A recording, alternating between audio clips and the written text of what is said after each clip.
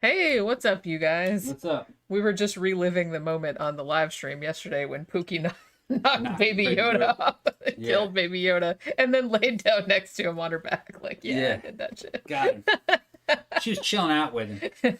Yeah. I think she thought she was in trouble because I Yeah. was like sitting there going, She's "You trying to killed play it Baby off. Yoda." Trying to play it off. Oh my god. Yeah, Tom said we should lift that out of there and like use it as a commercial. Yeah. Maybe we should. That is pretty fucking funny that she was farting around back there doing that shit. Yeah.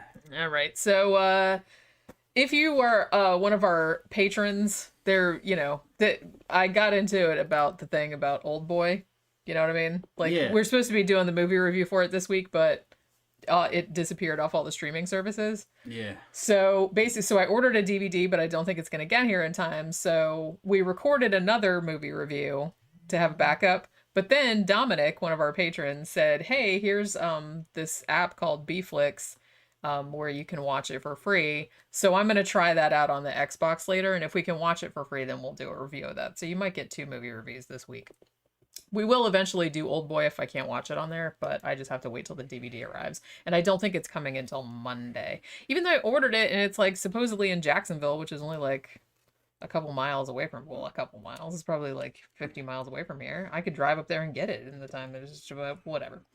So yeah, so I'm just saying, might be 1 movie review, might be 2. We'll see how it goes. So this documentary here, we found this last night. We were just like scrolling through shit. And what was it? Amazon Prime, right? Yeah. We were on like Prime. the free to me little thing, and I said, "Hey, it's only an hour and 5 minutes, and it's about H.H. Holmes." Yeah. So we did a show on it. She's pretty well versed in it. I'd forgotten a lot about H.H. Holmes. I forgot what I said about him. It was a long time ago we did that show. Yeah, that was a while back. But we're watching this documentary, and it was actually a pretty good documentary. It was kind of factual. He kind of stuck to the facts. But it was funny because all it was is what Jenny does, just set to a bunch of damn stock footage that dude. Well, yeah. The thing about it, man, you ought to just make your own damn fucking documentaries and sell that shit to fucking Amazon Prime. Yeah, you probably have all the video editing stuff to do it. Yeah, I could do it. Well, that's the thing. I will say that this, I looked this up. I wonder how much you made on that. This has a 5% rating on Rotten Tomatoes. They don't like it. And everybody basically said this is the most amateur. Yeah, amateur. Like, it looks like worse than what high school kids can make. Yeah. The thing that I don't have a problem with using stock footage for stuff or using stuff, especially something about H.H. Holmes where there's like, a lot of archival like photos and shit, and you have to fill in the shit somehow. But the problem is that a lot of the stock footage they used didn't have fuck all to do with anything they were talking about. Yeah, that was the problem. I think that was kind of like, and when they had like reenactments of like murders, like, and stuff like that, it's like, it was all like modern people. It was, so you could tell that they had got it from a stock footage site. Right. And just kind of wove it all together. Yeah. And I will say that a lot of the script too, like when I went back and read like the Wikipedia page for H.H. Holmes, he took a lot of right from Wikipedia. Right from Wikipedia. It's like he probably made 4,000 or 5,000 from that though. He's not reading it like directly from Wikipedia, but I did notice that some of the turns of phrase that he used were right off of the Wikipedia page. Yeah. So I will say that it's an hour and 5 minutes. It seemed much longer, weirdly, because it seemed like the last 10 or 15 minutes of it, he kind of went into the theory that, H.H. Holmes was Jack the Ripper, which, like I said, I think it's bullshit. He thinks it's bullshit, too. There's really no proof of it. H.H. Holmes was demonstrably in the U.S. when some of the murders were taking place in the U.K. And also, now it did give me some information that I didn't actually know because I hadn't been on the Wikipedia page for a while. But I guess they exhumed H.H. Holmes's body in 2017. Because wasn't there kind of like some rumor about that he wasn't dead? Like he'd faked his own death or some shit like that. I'm like, I mean... They said he was well preserved too. His mustache was in there. They said mustache. I'm like, of course it was. Shit. Yeah. His bowler hat. I don't think they buried him in the bowler hat. But yeah, so I will just say that right from the... So I wouldn't recommend... I mean, H.H. Holmes is a fascinating dude, and there's like all kind of really good books and shit about it. I'm probably Devil in White City is the best one.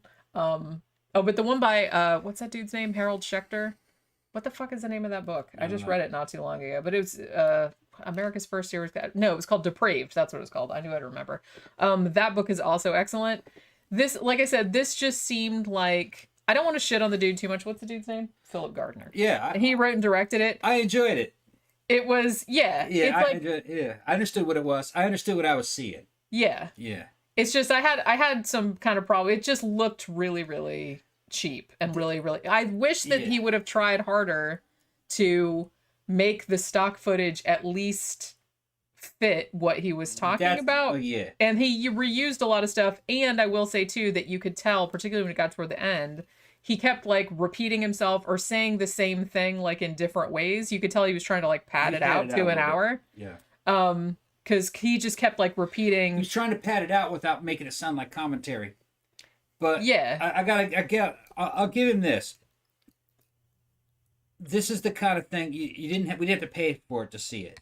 It was the kind of thing where you'd sit back, you could sit back and just listen to it like an audiobook. Which I would recommend. Yeah. Because like I said, seeing it, watching it is video clips don't have anything to do with it. To do with what he's talking about. It doesn't really have anything pretty to do with much. Nothing. And well, he's just trying to set a tone. Yeah. You could tell, it didn't cost anything to make. His voice, his narration is good though, and it's British guy. Yeah, and his the content is factual. It is true what he's saying, and I like the fact that he tried to divide fact from fiction, because there's a lot of mythic elements to H.H. Holmes. Now, it's been a long time since we did the show. I remembered walking away from the Holmes case as kind of disappointed that he wasn't quite what he was cracked up to be. A lot of what I had believed about him prior to doing the show, like he'd killed 200 something people and that was a functioning hotel, a lot of that wasn't true. No, it was exaggerated. It was very exaggerated. And I think even the murder castle, the way I pictured it was kind of exaggerated. I mean, he did have some gas pipes that went to certain rooms that he could control from his room. There were some chutes that would go down to the basement. There was stuff like handy. There was stuff that was like racks, like torture type racks.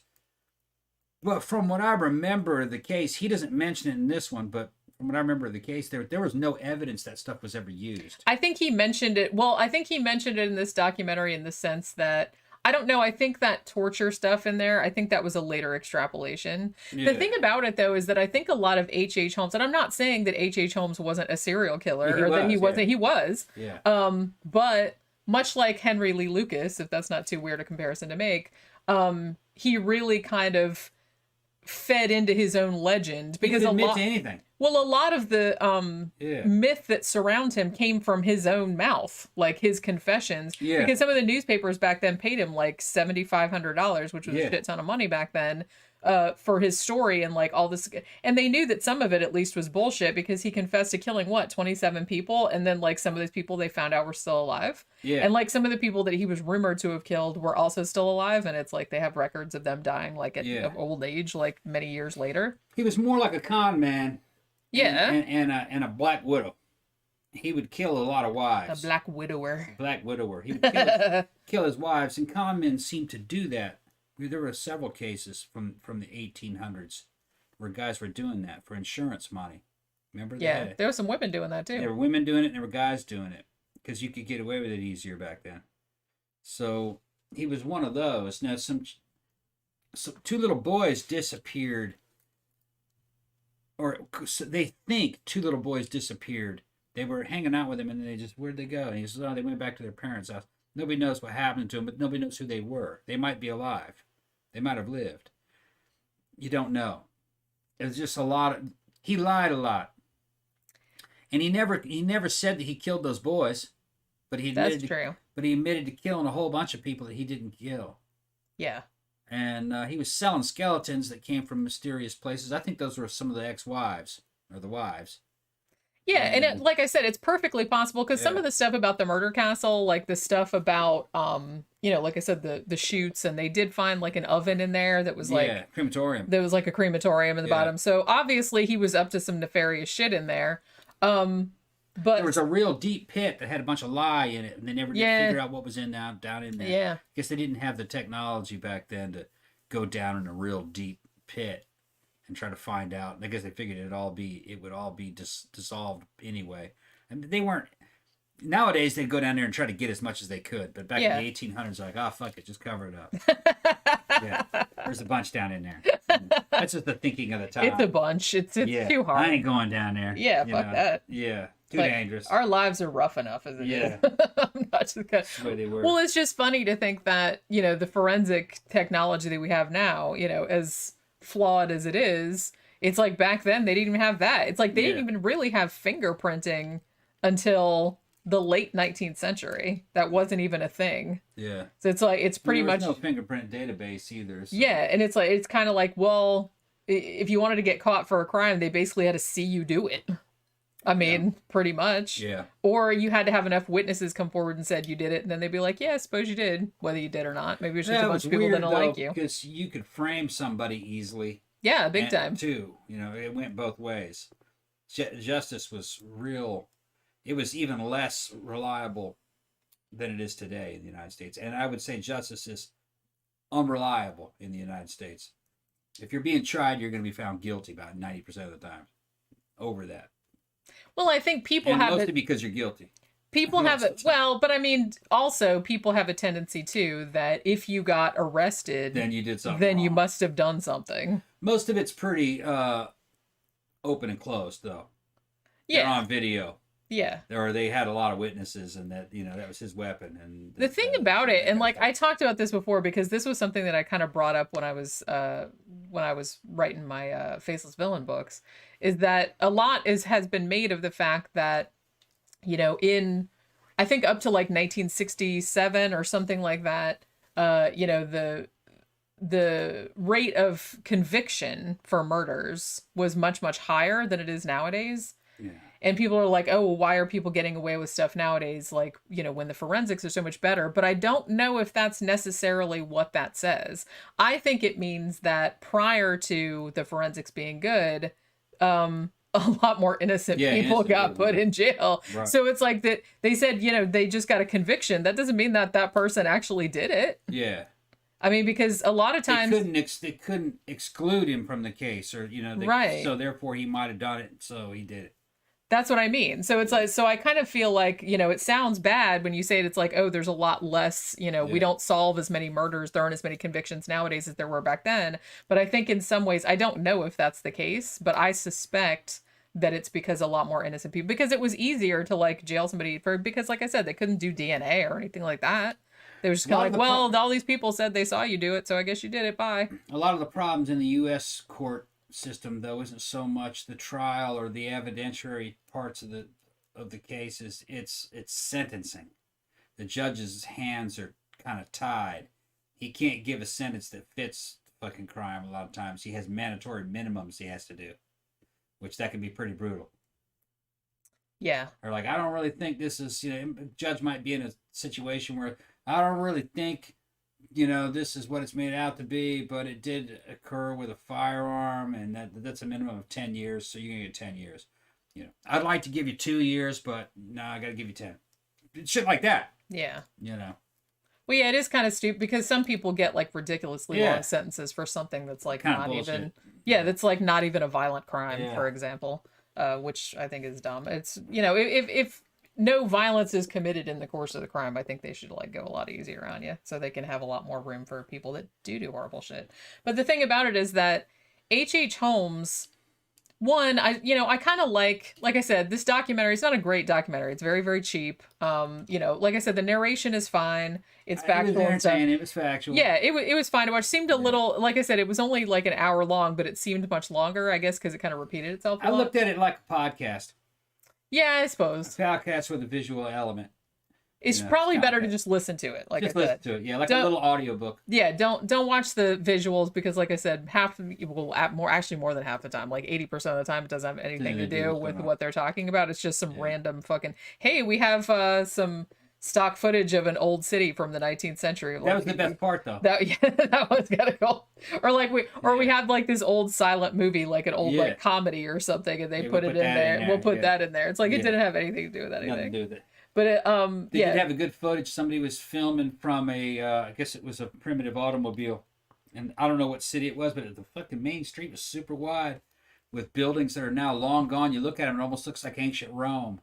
Yeah. And you had horse-drawn carriages, and it was quite kind of long. And then you'd look and you go, "Hey, man, that's a car," and there'd be a little putt-putt car next to it. And what was struck me is that I didn't realize it, but those, I guess it was a Model A, it might have been Model A's. They were going the same speed as the horse-drawn carriages. Yeah. And no rules to the road. They're just going over. They're just all over the place. Yeah. So people walking in front, horse walking in front.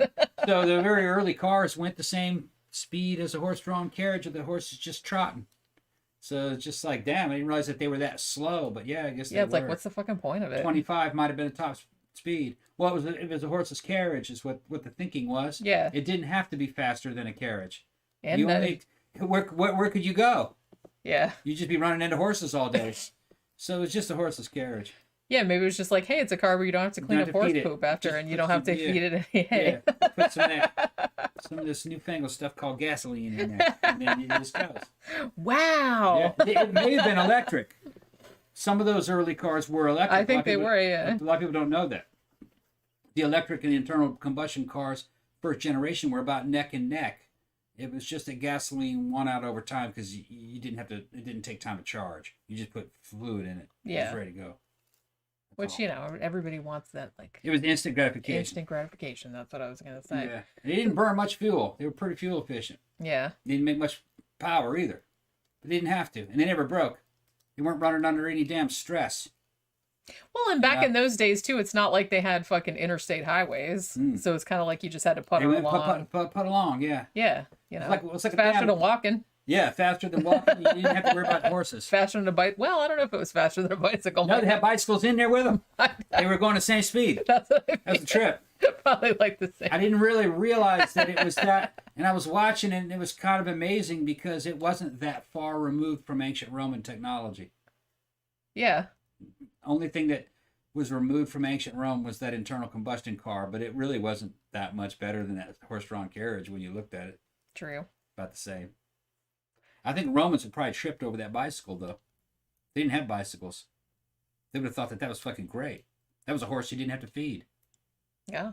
A man-powered horse. I have often said that in the event of a zombie apocalypse, I think a bicycle would be a bicycle and a sword. Yeah. Yep. Don't need no gas. Don't need no ammo. Like a variable gear. That's what I'm doing. Like BMX type bike or a mountain type bike. Yeah. With saddlebags on it, you can carry guns. Yeah, in your kit. Yeah. Like basically, I said, you can put your backpack on it. Up on a handlebar. And a sword holster, fucking sword. They don't call that a holster. What do they call that? A sword scabbard? Is that what it's called? Yeah, I knew that started with an S.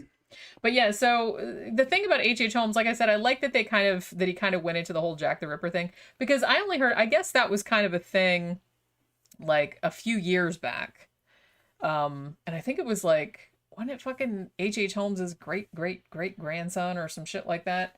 Because he had a couple kids and they ended up pretty normal, because he had a bunch of wives that he was married to like at the same time. I think he had 3 of them at the same time, but I don't know if any of them knew about each other or if he'd killed some of them, or I don't know. They haven't figured that out. But I think that his great grandson or his great grandson got the idea that maybe he went over to he popped over to the UK to do the fucking Jack the Ripper killings.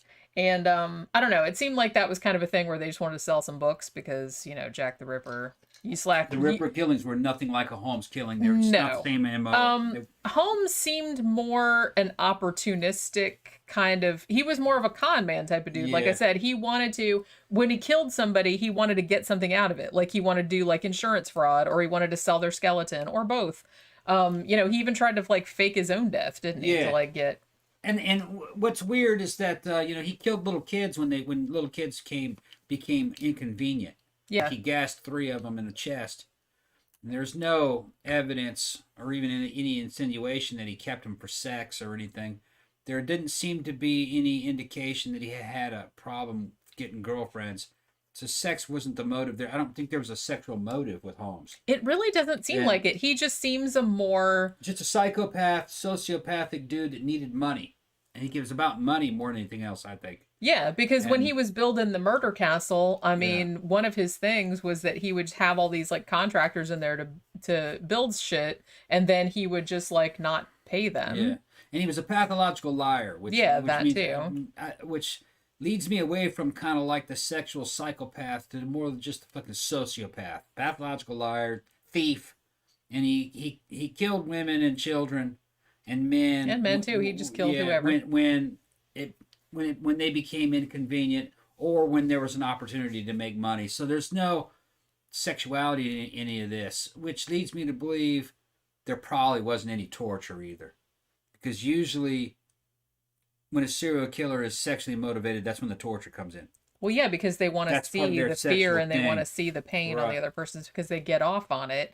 H.H. Holmes just mostly seemed like he was a very, I know this is going to sound fucked up, but he was a very practical Yeah, killer. He was just trying to get you out of the way, and he wanted like your insurance money or he wanted your skeleton or but with Yeah. little fuss. yeah, So he's like, I'm just gonna like take their Yeah. money and I'm just gonna dump them in this oven and nobody's gonna like Yeah. ever hear from him and he again. had those little girls, and he didn't torture them or rape them, which a real serial killer probably would have. So I just don't think that there was he wasn't the sadistic type of serial killer that he was that they wanted to portray him as. Like, he had things that they called torture racks evidently in the media, but I remember hearing that there was no evidence that any of that shit was used, and that they weren't really torture racks.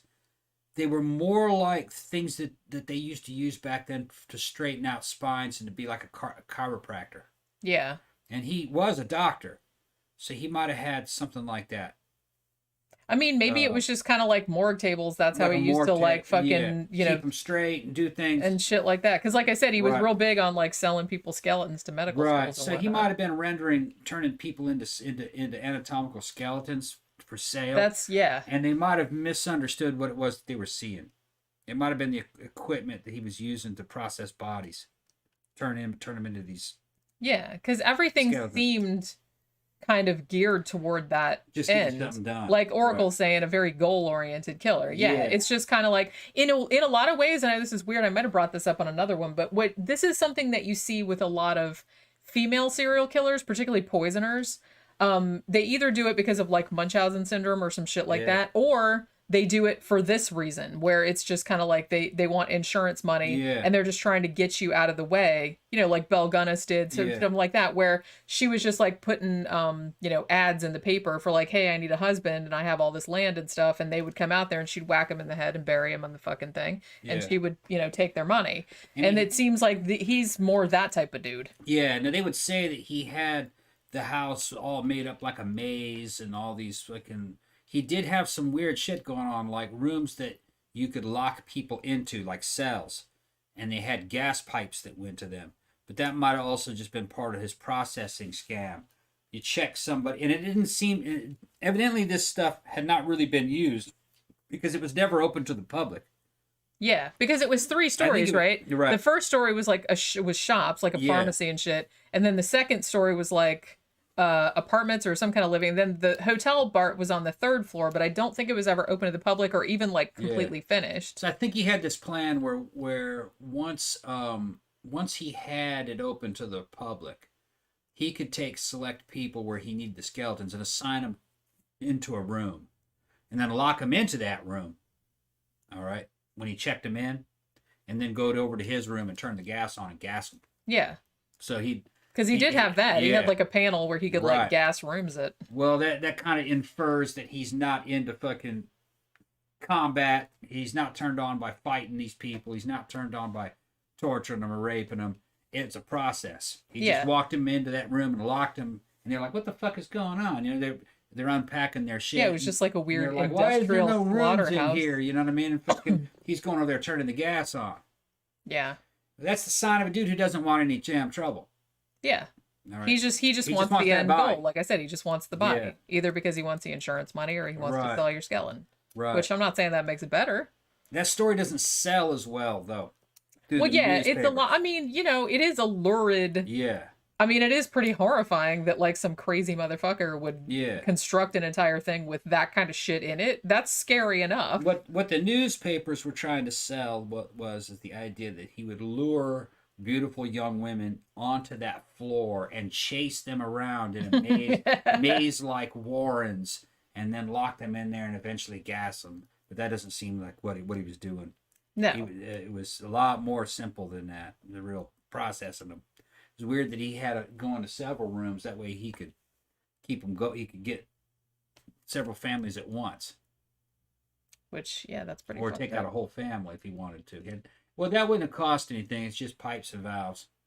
Yeah. You know. And he did have a thing where he would hire, like, certain contractors to do one part, and then, like, he didn't want anybody to see the entire plans, obviously, because it was, like, real... Well, this is in the time of gas lamps, though, so that was normal. That's true. To run so gas. It wouldn't have been super weird. Wouldn't have been super weird. It's just that you didn't have a fixture there or whatever. Ken said, do you think he made lye soap with the corpse fat? You know what? That seems like something he would probably... Well, it seems like he wouldn't want to waste any of it, you know what I mean? Because, like, if he wants to sell the skeleton, you might as well make shit with the rest of the body, too. It's like fucking... You know? Yeah. It seems like soap would be the easiest thing. It's like, because I was thinking, oh, you could make, like, leather shit with the skin, but that seems like too much trouble. Based on what... Soap's pretty easy to make, Based on what I remember, though, he was making a lot of money just by ordering things on credit and reselling them and then not yeah, he did that kind it. of shit, too. Or he would rent things and sell them. You'd rent it under a false ID and then sell them. Yeah. He got in trouble for that. He wasn't into nickel and dime shit like let's make some soap. That probably wouldn't have been enough money. He liked to make thousands at once. Yeah. You know, so he was going for big scores. I think the selling of the skeletons made sense because one, you could get rid of somebody. Two, the skeleton was worth quite a bit back then for the medical and industry. if you took out an insurance policy on that person, that it was like two paydays. Right. You could, get the money from their skeleton and you get the money from the life insurance. And you're disposing of the body all in one thing. It's win-win-win. It's win-win-win-win. You're disposing the body afterwards instead of burying it. You collect on it and then you don't bury it. You turn it into a skeleton and sell it. Yeah. And it's, so you're profiting it off of the fucking evidence too. Yeah, he was working all the angles, He's working all these different angles. Kevin Donovan said, yeah, read the book The Devil in White City. It is very, very good. I do recommend it. And like I said, there was another one by Harold Schechter called Depraved, which is also very good. Although I kind of feel I haven't read it in a while, but I kind of feel like that leaned more into like the whole murder castle, like the myth about it. Which, like I said, I think a lot of that's kind of been debunked. He did have that, but it wasn't quite as lurid as it seemed. It was I think it was like Belle Gunnis. Yeah, a dude like that. Never you call it? No, how you say her name? Yeah, I think he was a guy. He was a guy that was kind of like that. Yeah, she was just like I said. Female serial killers, like a female serial tend killer. to be very practical in the sense that they're not. It's not a sexual motive. It's not anything like that. That's very vanishingly rare. Most of the time, when women kill a bunch of motherfuckers, it's because she wants the money. Yeah, and what's weird is that I had the feeling he kept showing up with these boys. And then the boys would vanish. That happened twice. And it was enough to where people asked him about it. And he disappeared. I have a feeling that he may have been gay. Okay? And he just saw women as a means to getting money. You know? Yeah, that's possible. So, he might have had kind of a personality a little bit more female. So when he became a serial killer, he was more like a female serial killer. You know what I mean? Yeah. The motives and the motive and the style is similar. It's weird though. I do kind of feel like you saw more of these sort of practical serial killers, both male and female, in like the late 19th century. Because there were a lot of like, women poisoners. There were a lot of dude poisoners that were just like poisoning wives and friends and doing that kind of, doing that kind of fraud. Well, it's like, I guess back then it was like super easy to just give a fake name on something and everybody's like, suppose so. But also you could take out life insurance on other people without them knowing about it. And then you could just like bump him off and be like, oh my goodness. Well, I think he was, I kind of think he was gay. And so it really didn't mean anything to him as a psychopathic serial killer to marry a woman with the intent of taking an insurance claim out on her. Wouldn't surprise me if the female black widows that were doing that were also lesbian. I mean, what do they want a man for? They don't want a man. You know what I mean? They want a man so they could kill him. They just wanted the money. They were crazy too. Well, You know, yeah, that's like I not said, normal I behavior. don't like it. Well, obviously, Yeah. like I said, I don't even know I don't if think like there's any kind of emotional attachment there. well, yeah, and I don't even think like sexuality probably Right. played into it. Like I said, Yeah. when you're talking about serial killers, most people think of ones with like sexual motives. Yeah, he did have a wife and a kid from his very first He had a couple marriage, of kids. but he ran from that, Yeah. which tells me he wasn't happy with that situation. He was just always I think moving around, changing his name. I think it was just society of the time. He was expected to get married and have kids, so he did that. Because Yeah. he was expected to, but he wasn't happy with that. He was I think he was gay. And then, but he was also a serial killer, you know. Yeah. And then he goes fucking running off and messing with these boys. Because I guess he thought the boys wouldn't tell on him. And I think he may have killed them, or he might have let them go, you know. Which would take it to kind of like Albert Fish. He was into boys too. But he was into anything, though. Albert Fish is like He's the, into the everything. grossest motherfucker Yeah, alive. gross motherfucker. We did a show about him, Yeah. didn't we? Holy shit. But I think it was just. I think the boys were just like targets of opportunity, but I think that's where his sexuality was really lay. Yeah. Boys probably. Probably. Yeah. Yeah, Kevin Donovan said after he left Chicago, he moved to Fort Worth and built another murder castle. I knew that he went to Fort Worth, but I didn't know that he'd actually completed another castle down there. Because they just kind of skimmed over it in the documentary. So I was under the impression that he hadn't finished it, but maybe he did. Yeah. But like I said, so the thing about it was that, so they finally caught him. The thing about it is that he was only convicted of what, like one murder, right? Yeah. Benjamin Peitzel, that was like the dude, or, however you pronounce his last name, who was his partner. Because I love this. So him and his partner, they're doing all this insurance fraud. And then he's like, hey, Ben, I have this really great idea. We're going to put out to like take out a life insurance policy on you, and then I'm gonna fake your death. Except he's like, psych, I'm actually really gonna kill you. So he did. King was gay. He doesn't look real happy in those pictures.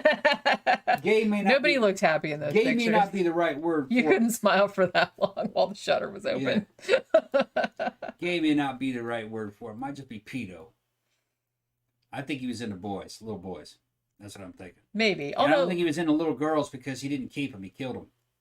He put him in a fucking trunk and gassed them, like right. two of them. And like I said, I think he just did that because it's- they were in the way. Yeah, but it's a sexually motivated serial killer of his means, because he did have means. You know what I mean? He had enough money. Would have kept those girls for a lot longer. Think about it. Yeah. You know That's what I true. mean? I mean, the only reason why they kill them is to silence them so they can move on. They don't have anywhere to put them. You know? But he had a place to put them. He could have kept them up there in that castle. Yeah, no one would have liked it. Because he had all kind of like hidden all kinds of rooms nooks and and crannies. shit like that. And he would have talked them into working for him or something. He turned them into little slaves and stuff. But he wasn't interested in them.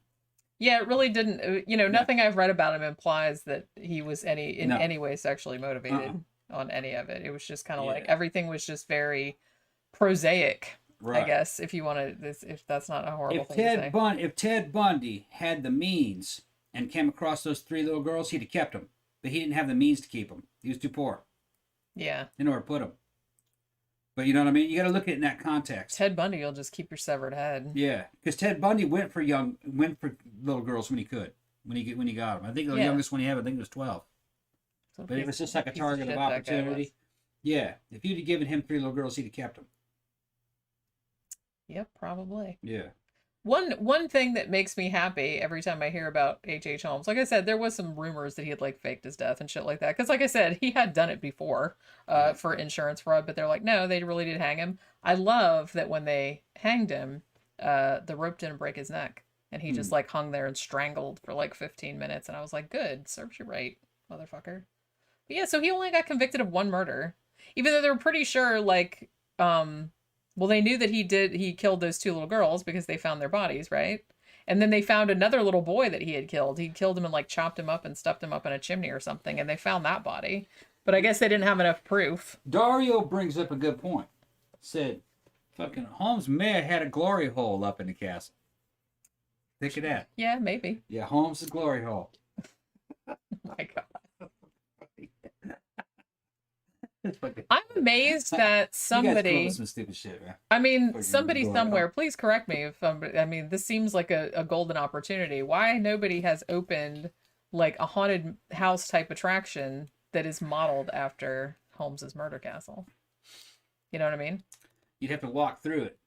Well, yeah, that's what I'm saying. Problem is you don't want the public walking through something like that. It'd take them forever to get through it. They like to be in those little doom buggies, where it's like a 3-minute experience. You're in, you're the fuck out of there, trying to get the. Well, yeah, line. like the Haunted Mansion at Disney was originally conceived as a walkthrough attraction. Yeah, they can't walk through. And for that reason, they start hanging out in there. Yeah, they said it would take like forever. Yeah. Forever, because everybody would be like dicking around, It's like, ooh, let's go in here and let's go in there. I'm just gonna wait here and have a cigarette. And then they'd like fart around in there all day. That's what would happen. So they were like, yeah, we need some way to like. So it took them like a really long time to like figure out like how to get people through. It was going to be boats originally. It was supposed to be like a flooded house. The closest thing I've ever been in that was like what you're talking about was in Magic Mountain in California. It was called the Magic Pagoda, and it was right next to where the Chinese restaurant was in a big food court. And you walked in, there's a giant Buddha, and his fucking face is talking. He's saying, "Welcome to the fucking Magic Pagoda." And it was fucking spooky. And then you went through, and it was like a fun house. You had a maze we had one mirrors. of those. Yeah, we had one of those here. Yeah, it was pretty cool. Maze of mirrors, and then rooms that had fucking strobe lights with a big old Chinese fucking paper dragon going around the ceiling, and it was pretty cool. That's rad. I'd have been all about that. Yeah, and then you look down and you see like little miniature cities. Like you had to walk over a little like a Chinese little bridge. You know those little bridges, and that. Yeah. I think. And you walked over the little Chinese bridge, and they had like a miniaturized city with little cars and lights and everything. That's how I remember it. It's been a long time. We had one like that here in Orlando. Yeah. What the fuck was the name of it? It was Magic Pagoda. Shit, man. I know it had something to do with wizards because it was like a really big wizard like on the front. Yeah. And it was kind of more. It was like that, but it was more scary. You know what I mean? Like it was more like a haunted house, but you walked through it. There was kind of the thing where you walk through with like the rotating room, and I remember one where you walk through this hallway and like the floor would light up and there was like a scary face under there and like shit would pop out at you and whatnot. God damn it, why can't I remember the name of that place? It's not there anymore. And I think like in downtown Orlando for a long time, this is probably going back fucking 15 or 20 years, they did have like a haunted house attraction. Like just like one of the ones they would have at Universal, like at Halloween, Halloween Horror Nights. They'd have a house like that, except it was there all the time. I never went to it though, but I think it was supposed to be like a torture dungeon or something like that. I don't think it's there anymore. You could walk through the Magic Pagoda in Magic Mountain, but that's because it wasn't that interesting. Yeah. Yeah, I mean, people wouldn't hang out. And they knew that people wouldn't just be like hanging around in there. And they ended up tearing it down. Yeah. You put something else there. Well, yeah, and I can totally see why. And like I said, back when they were working on the Haunted Mansion, like for Disneyland and Disney World, they immediately saw that problem. They were because they wanted it to be walked through too, but then they were like, yeah, no, we're not just gonna let people like dick around in there all day because it would take forever. Like, and the lines would back up. Yep. You know what I mean? What they were gonna do at first, they were gonna have people walk through, but then they were gonna build two exactly the same. Like to speed it up inside to speed it up so like you could go through half. It was going to be inside the same house, so you didn't actually know that there were two sides that were just the same. But they were gonna, and then finally they were just like, fuck it, that's not gonna work, we have to like get people moving through there at some I thought it was a trip that there's more than one stretch room elevators, that there's several of them. See, I never knew that either until I like read that book about it. I'm like, and they're exactly the same. Yeah. I've been on that ride so many, like the Disney World one, I've been on that so many times and I never fucking noticed that there were two of them.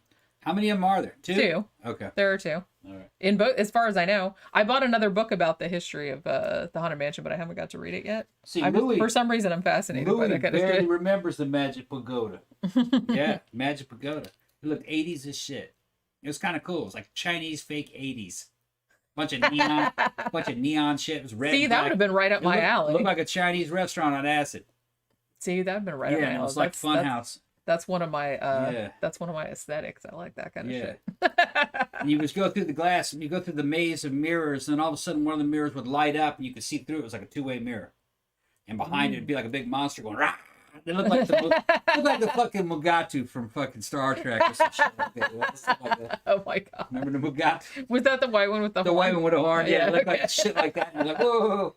So he looked like Bumble from like the fucking Rudolph the Red-Nosed Reindeer. It wasn't a Mugatu. It was like a Buddha fighting with a giant. The Gorn? With a giant fucking snake that had a human head on it. Okay, well, like something from Thailand or something. That's pretty scary. Yeah, it's supposed to be kind of scary. I think it had a human head on it on the end of the snake. Thailand's got some like scary fucking legends. It was like a Thailand thing. It's like, hey, I'm a witch and my head pops off during the night with all the fucking entrails dragging down and it comes after you. I think it was a Buddha fighting it. think it was a Buddha fight, and it's been so long, man. I don't. It was cheap, you know. It was big, but it was like Buddha versus human head snake, the next sci-fi original film. Buddha versus big snake, big head snake. Big head snake. Yeah. Big head snake and the Make Buddha. a whole fucking movie based on that shit. Well, yeah, we need to do that shit. Well, look, we'll look Buddha on. shows up. And We'll look on Tubi later, and it'll already be there. It's the kaiju. Yeah. It's the kaiju. You know what I mean? Fucking Rodan shows up. Because what? I mean, why not? Monster Zero shows up. Why not? Yeah. Mecha Godzilla. Yeah. Let's throw all the shit in there. Yeah. And Buddha. Gamera. And Buddha's the same size. Buddha's the same size as them all. Fucking fighting. Be like Big Man Japan. Yeah, he fights alongside Ultraman. Yeah. And Jet Jaguar. Yeah, Jet Jaguar. Exactly. You got it. See, now I want to see this movie. We didn't make it. All right. All right, we done talking about this? Yeah. All right. So like I said, this is on Amazon Prime. It's on Tubi. It's free. Like I said, the narration's good, but just don't pay attention to the visuals because it's pretty cheap. Like I said, I could probably do better for $100, but you know, I don't want to be too much of an asshole. He thinks it had a dragon. Yeah, it did have a dragon. It had a Chinese dragon that went around on the ceiling on a track in a room that had a big strobe light. People out there strobing. You can tell some of the kids were on acid. Going to Magic Mountain on acid. They'd be in the strobe. Well, yeah. Strobe light. This is back in the day when a strobe light would trip people out. Wow. And then they had a Chinese paper dragon. It was like one that, you know, the guys would wear in the parades. It was like that. It was going around on the ceiling. That's cool. See, I've been all into that. Yeah. Like I said, I love all that real like that old like China, like 70s 80s Chinese restaurant aesthetic. Yeah, so it was like I mean, I like that almost as much as I like old Western whorehouse aesthetic. Yeah. I also like that as well. All right. They probably tore that shit down because they said that shit was culturally insensitive because they had fucking Buddha fucking talking and fucking shit like. Although there were many Buddhas, Buddha just means wise man. They, you know, the Buddhism had a lot of Well, they probably Buddhas. tore it down because nobody went there anymore because it was just old. what it was. I'm just saying I don't think they do it today. What it was is it wasn't that impressive. I mean, look at the shit they have. Right, look at the shit they have now. That's why the one that we had, which was just like a wizard and whatnot. You know, that closed years and years ago just because it was cool when you were a kid. But it's like after they opened like big theme parks and shit like that, nobody went to it anymore. Yeah. You know what I mean? Yep. All right. So that'll do it for this today, right? You didn't have anything else you had to talk about? Okay. So it's Tuesday, right?